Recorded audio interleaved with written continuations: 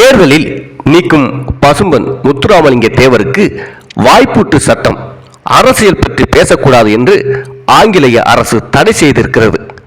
தேர்தலில் நிற்கும் ஒரு வேட்பாளர் பேசுவதற்கு பிரிட்டிஷ் அரசு வாய்ப்பூட்டு சட்டத்தை தேவர் பெருமகனாருக்கும் போட்டிருந்தது.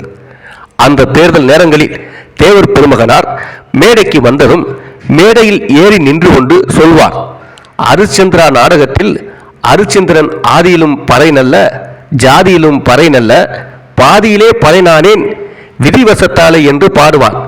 அதுபோல நான் ஆதியிலும் ஊமையல்ல வியாதியிலும் ஊமையல்ல பாதியிலே ஊமையானேன் சர்க்கார் சட்டத்தாலே என்று சொல்லிவிட்டு ஓட்டு கேட்டார். மஞ்சள் பெட்டி தேர்தல் நடந்த நேரமோ நவம்பர் டிசம்பர் மாதம், நல்ல மழைக்காலம். இப்போதைக்கு இருப்பது போல வாகன வசதி போல் ஜீப் கார்கள் இல்லாத காலம். தேவர் அவர்கள் குதிரை மீது ஏறி தேர்தல் பிரச்சாரம் செய்தார். 10 மைலுக்கு ஒரு குதிரை வீதம் மாட்டு சவாரி செய்து தேர்தல் பிரச்சாரத்தை தொடர்ந்தார்.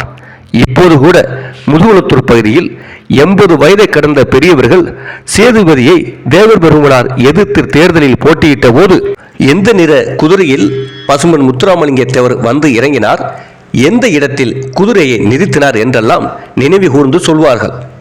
பசும்பொன் முத்துராமலிங்க தேவருடைய தந்தையார் உக்கிரவாண்டி தேவர் தேவர் அவர்களுக்கு விரோதமாக சேதுபதிக்கு ஆதரவாக ஊர் ஊராக போய் ஓட்டு கேட்டார்.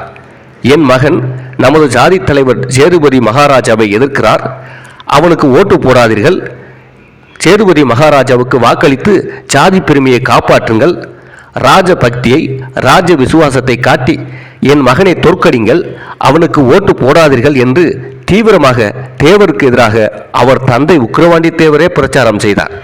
இவ்வளவுக்கும் பிறகு ராமநாதபுர ராஜாவை தோற்கடித்து தேவர் பெருமானார் மாபெரும் வெற்றி வாகை சூடினார். வடக்கே ஜஸ்டிஸ் கட்சியில் பெரும் தலைவரான பெப்ளி ராஜாவை வி கிரி தோற்கடித்தார். 2 ராஜாக்களின் வீழ்ச்சி ஜஸ்டிஸ் கட்சியின் வீழ்ச்சியாகவே முடிந்தது. காங்கிரஸ் கட்சியின் எழுச்சியாக விடிந்தது. காங்கிரஸ் ஆட்சி அமைய தேவரின் பிரச்சாரம் பெரிதும் பயன்பட்டது. மதுரை, ராமநாதபுரம், திருநெல்வேலி ஆகிய 3 மாவட்டங்களில் ஜஸ்டிஸ் கட்சியின் பெரும் தலைவர்கள் போட்டியிட்டார்கள்.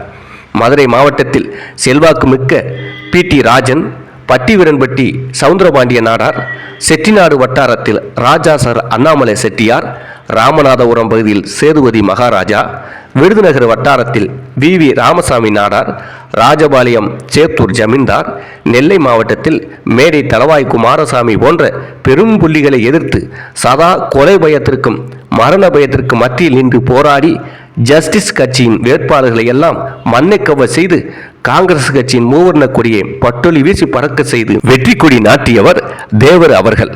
தன்னுடைய தொகுதியின் தான் தோற்றாலும் மோதிர கையில் குட்டுப்பட்டது போல் சேதுபதி ராஜாவிடம் தோற்றால் தனக்கு ஒன்று அவமானமில்லை என்று கருதி தனது தொகுதியில் கூட அவர் அதிகமாக பிரச்சாரம் செய்யாமல் தென்பாண்டி மண்டலம் முழுவதும் சூறாவளி சுற்றுப்பயணம் செய்து காங்கிரஸ் வேட்பாளர்கள் பெருவாரியான வாக்குகளால் வெற்றி பெற மழை வெயில் என்றும் பாராமல் அயராது ஈடுபட்டார் தேவர் பெருமகனார்.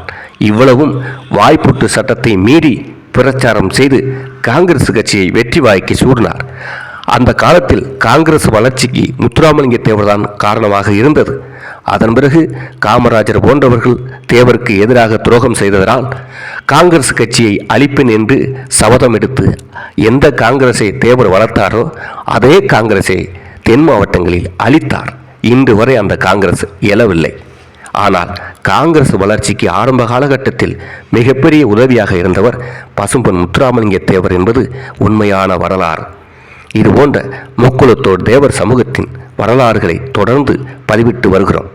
ஆதரவு தெரிவிக்கும் விதமாக சேனலை சப்ஸ்கிரைப் செய்து கொள்ளுங்கள்.